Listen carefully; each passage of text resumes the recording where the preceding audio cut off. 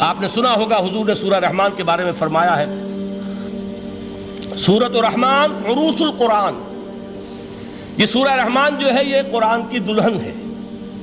جیسے دلہن کو آپ خوشنما لباس پہناتے ہیں، آراستہ پیراستہ اس کو گہنے اور اس کو زیور پہناتے ہیں، تو جس طریقے سے سجاتے ہیں آپ دلہن کو، اللہ تعالیٰ نے ایک سورت قرآن مجید میں یہ ایسی رکھی ہے سورہ رحمان کہ اسے خوب سجایا ہے۔ اس میں الفاظ کا در و بست، اس کا اپنا ایک ڈیوائن میوزک ہے۔ وہ تو اللہ تعالیٰ قراء جو ہے خاص طور پر مصر کے قراء، اللہ تعالیٰ ان پر رحمت نازل فرمائے، ان کی خطاؤں سے درگزر کرے۔ جس طرح قرآن کے انٹرنسک میوزک کو انہوں نے واضح کیا ہے، واقعہ یہ ہے کہ اگر یہ لوگ نہ ہوتے، شیخ عبد الباسط محمد عبد الصمد، شیخ محمود خلیل الحصری، یہ لوگ کہ جنہوں نے قرآن کے اس غنا میوزک، یہ لفظ جو ہے آپ حیران نہ ہو کہ میں یہ کوئی شاید توہین کر رہا ہوں قرآن کی، حضور نے یہ لفظ استعمال کیا ہے، تغنو، اس قرآن کو اچھی سے اچھی خوشلحانی کے ساتھ پڑھو۔ من لم یتغن بالقرآن فلیس منا، جو قرآن کو بہتر سے بہتر انداز میں، اچھی سے اچھی آواز میں، خوشلحانی کے ساتھ پڑھنے کی کوشش نہیں کرتا، وہ ہم میں سے نہیں ہے۔ بلکہ ایک مرتبہ حضور رات کے وقت آپ گشت پر تھے اپنے ساتھیوں کے حالات معلوم کرنے کے لیے۔ حضرت ابو موسیٰ اشعری رضی اللہ تعالیٰ عنہ ایک صحابی ہیں، ان کے گھر کے پاس سے گزر ہوا، وہ رات کو تہجد پڑھ رہے تھے، کھڑے ہوئے کیف کے عالم میں قرآن تلاوت کر رہے ہیں۔ حضور کو بہت پسند آئی ان کی قرات، کافی دیر تک وہاں کھڑے سنتے رہے۔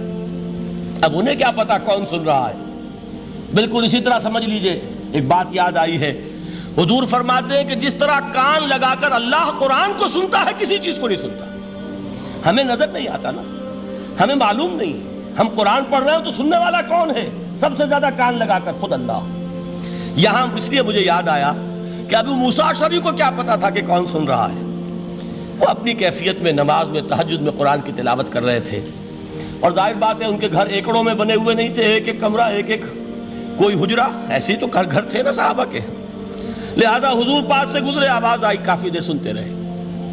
اس کے بعد آپ تشریف لے گئے، صبح فجر میں ملاقات ہوئی تو حضور نے تحسین کے انداز میں فرمایا، یا ابا موسیٰ انک قد اوتیت مزمارا من مزامیر آل داؤد، اے ابو موسیٰ تمہیں تو آل داؤد کے سازوں میں سے ایک ساز اللہ نے عطا فرما دیا ہے۔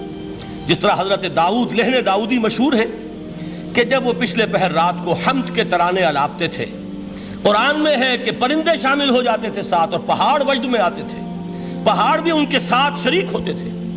تو جس طرح کا اللہ نے ان کو لہن عطا فرمایا تھا، حضور نے تحسین کے انداز میں فرمایا ہے ابو موسیٰ اشعری، اللہ نے تمہیں بھی آل داؤد کے سازوں میں سے ایک ساز عطا فرمایا۔ بہرحال قرآن مجید کا جو یہ میوزک ہے، قرآن کے الفاظ کا جو حسن ہے، جہاں تک حسن معنوی ہے وہ تو ہر لفظ میں ہے، لیکن یہ حسن ظاہری، حسن صوتی، حسن لفظی، یہ اپنے کلائمیکس پر آپ کو نظر آئے گا سورہ رحمان میں۔ لیکن قرآن میں یہ سورت اس اعتبار سے بھی ممتاز ہے، اس کی 4 آیات پر ذرا توجہ کریں گے، عجیب حقائق سامنے آئیں گے۔ جہاں یہ قرآن مجید کے حسن صوت اور حسن لفظی کی معراج ہے، وہیں اس کی پہلی 4 آیات میں 4 چوٹی کی چیزوں کا ذکر ہے، سب سے اونچی چیزیں۔ پہلی آیت کیا ہے؟ الرحمن، ایک آیت ہو گئی۔ رحمان کیا ہے؟ اللہ کا نام ہے۔ کبھی آپ نے غور کیا اللہ کے ناموں میں سب سے پیارا نام کون سا ہوگا؟ رحمان۔ کیوں؟ اس کا مادہ کیا ہے؟ رحمت۔ ہمیں سب سے بڑھ کر جس چیز کی ضرورت ہے وہ کیا ہے؟ رحمت خداوندی۔ نام اچھی طرح سن لیجئے اس حضور کے قول کو۔ حضور فرماتے کوئی شخص جنت میں مجرد اپنے عمل کی بنیاد پر داخل نہیں ہو سکے گا جب تک کہ رحمت خداوندی دستگیری نہ کرے۔ کسی صحابی نے بڑی ہمت اور جرأت کا ثبوت دیا کہ پوچھ لیا، کیا حضور آپ بھی؟ جب آپ نے فرمایا کوئی شخص داخل نہیں ہو سکتا جنت میں محض اپنے عمل کی بنیاد پر جب تک کہ رحمت خداوندی جو ہے وہ دستگیری نہ فرمائے۔ پوچھا گیا کیا آپ بھی؟ آپ نے فرمایا ہاں میں بھی۔ آپ انداز کیجئے کہ اگر محمد الرسول اللہ بھی رحمت خداوندی کے ضرورت مند ہوں تو تاب دیگراں چے رسد، ہماری تو سب سے بڑی ضرورت رحمت خداوندی ہے۔ اب یہ رحمت جو ہے قرآن مجید میں اللہ تعالیٰ کی یہ شان 2 الفاظ کے ذریعے سے آتی ہے، رحیم اور رحمان، اور کوئی مادہ نہیں ہے جس سے 2 نام بنتے ہوں اللہ کے۔ لیکن یہ مادہ ہے واحد رحمت کا کہ جس سے رحمان بھی ہے رحیم بھی ہے۔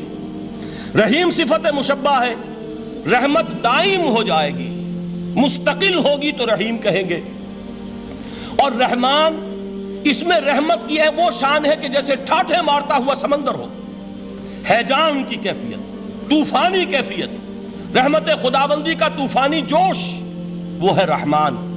آپ تو رہتے اس علاقے میں ہیں، آپ کو معلوم ہے عرب اگر بھوکا مرا جا رہا ہو تو کیا کہے گا؟ انا جوعان۔ پیاسا مرا جا رہا ہو انا عطشان۔ بہت غضبناک ہوگا غضبان، غضبان آصفہ قرآن میں آیا ہے، بہت غضبناک۔ رحمان جس کی رحمت جو ہے جوش میں ہے، ٹھاٹھے مارتے ہوئے سمندر کے مانند۔ تو یہ اللہ تعالیٰ کے ناموں میں سب سے پیارا نام۔ اب آگے چلیے، الرحمن علم القرآن، رحمان نے قرآن سکھایا۔ رحمت خداوندی کا سب سے بڑا مظہر، رحمان کی رحمانیت کا سب سے بڑا مظہر قرآن ہے۔ ان میں جو منطقی ربط ہے اس کو سمجھتے جائیے۔ اچھا آپ یہ سوچئے، جو علم بھی انسان کو حاصل ہوا وہ کس نے دیا؟ اللہ نے۔ سائنس کا علم کس نے دیا؟ اللہ نے۔ علم آدم الاسماء کلہا، وہ علم الاسماء جو حضرت آدم کو دے دیا گیا تھا ازل میں، یہ اسی کا ظہور ہے، یہ اسی کی ایکسفولیشن ہے جو ہو رہی ہے اور ہوتی رہے گی ابھی۔ اور دوسرے علم ہے وہ کس نے دی؟ اللہ نے دی۔ لا یحیطون بشیء من علمہ الا بما شاء، مخلوق میں سے کوئی اللہ کے علم میں سے کسی شے کا احاطہ نہیں کر سکتا مگر وہ جتنا اللہ دینا چاہے۔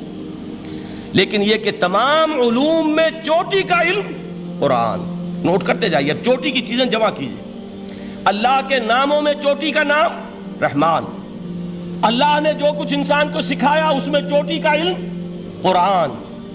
خلق الانسان، انسان کو پیدا فرمایا۔ سوال یہ کہ حیوانات کو کس نے پیدا فرمایا؟ آسمان کس نے پیدا کیے؟ زمین کس نے پیدا کی؟ فرشتے کس نے پیدا کیے؟ کیا مطلب خلق الانسان؟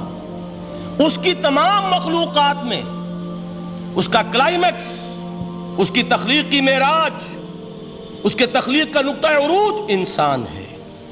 یہ ہے کہ جو مسجود ملائک بنا ہے۔